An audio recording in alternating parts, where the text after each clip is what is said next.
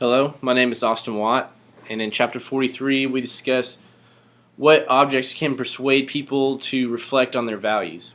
Everyone knows that you look in a mirror and you see yourself, on the outside, but also people might not know that you look in the mirror and you also reflect on what you're like on the inside. One experiment that was done on Halloween was basically they had about 18 houses that were used as kind of the research facilities. And as kids would come up to the houses, they'd ring the doorbell for candy. One research assistant would answer, say hey to the kids. He'd point down the ground was a bowl of candy. He would say, only take one, and then he said he had to go, that he was busy, and close the door. Now what the kids didn't know is that there was a second research assistant watching, and about 1/3 of the kids took two or more pieces of candy, which they're only supposed to take one. They watched this throughout the night, and they changed things up a little bit. They ended up putting a mirror out in front of the bowl of candy, so the kids actually had to watch themselves take the candy out of the bowl. And after they put this mirror down, they realized that only about 8.9% of the kids actually took more than one piece of candy. So this kind of shows that if you see yourself doing something, you act more socially, coherent and responsible. Another experiment was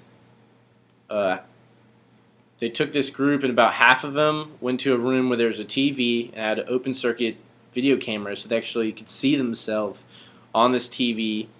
Then the other group were taken to a room with another TV, but it was a closed circuit, so like no video camera, so it's just like geometric shapes on the TV or something.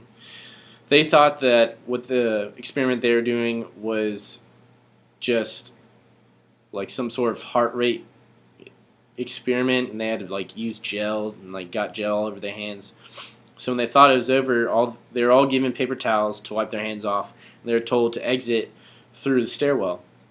Now what they found was that about 46% of the people who didn't see themselves on the television all littered and threw their paper towel away in the hallway, while only about 26% of the people who didn't see themselves did see themselves in the video camera littered in the hallway. Again, some people say that it's good to have mirrors around, like in daycares and whatnot, because it makes the children kind of act kinder towards one another, because again, they act more socially responsible. And also in the workplace, it's good to have mirrors kind of strategically placed to prevent theft, and maybe even when you can't afford video cameras. And they also say that if you tell someone your name or you have a name tag on, you are to act more socially responsible, because I guess you're representing your name. They know who you are. In another experiment, basically in this workplace, they had like a coffee station set out, and so the workers could come and get their own coffee, and next to it was a jar where they're supposed to actually pay for the coffee, and they're having some workplace theft problems. So what they did was, above the coffee maker, they put a picture, and they changed out every day. One day it would be like a thing of flowers, and then the next day it'd be a pair of eyes, and the next day it'd be a different thing of flowers, and the next day a thing of eyes again. And what they found is when there's a pair of eyes in the picture, and the workers could see this when they're getting their coffee, they're 2.5 times more likely to pay for the coffee than when the flowers were out. So I guess this kind of shows that, it's always nice having an extra pair of eyes around, no matter if they're yours or not. But in Chapter 44, they discuss that being sad, kind of and emotional, can affect your negotiations in a bad way. It's kind of shown that people who are sad, when they're buying something, they're more likely to pay more than if they have kind of a neutral emotion set. And then when they're selling stuff, people who are sad are more likely to sell for cheaper than if they have kind of neutral, emotions again. In one experiment, they took a group, and half of them watched kind of a sad, kind of short film, and then the other half watched like a neutral emotion kind of film, like I think it was about fish or something like that. Afterwards, they were all given a highlighter, and they were told how much would they sell the highlighter for, and how much would they buy the highlighter for. The people who were sad watched the sad film.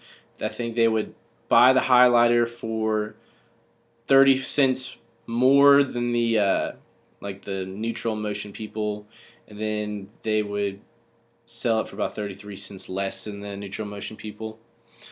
Um, Another experiment, what they did was they were basically given like a subject, like an emotional subject. Half of them were, and a non-emotional subject. The other half they're supposed to kind of think about that subject for a while, and then they're supposed to write down how they felt and whatnot.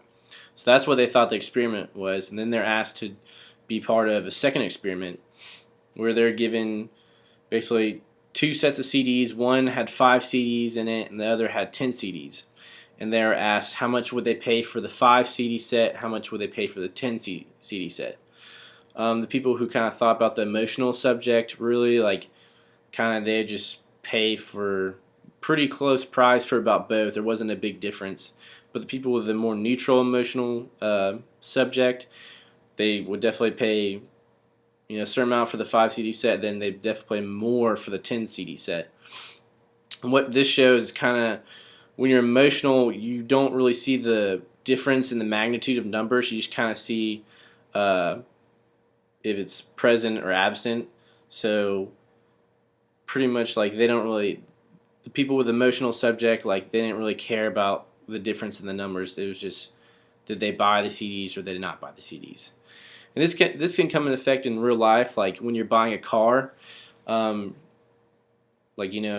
If you're trying to pay so much for a car and then the salesman wants more than that, well, you are off by maybe, you'll say $500.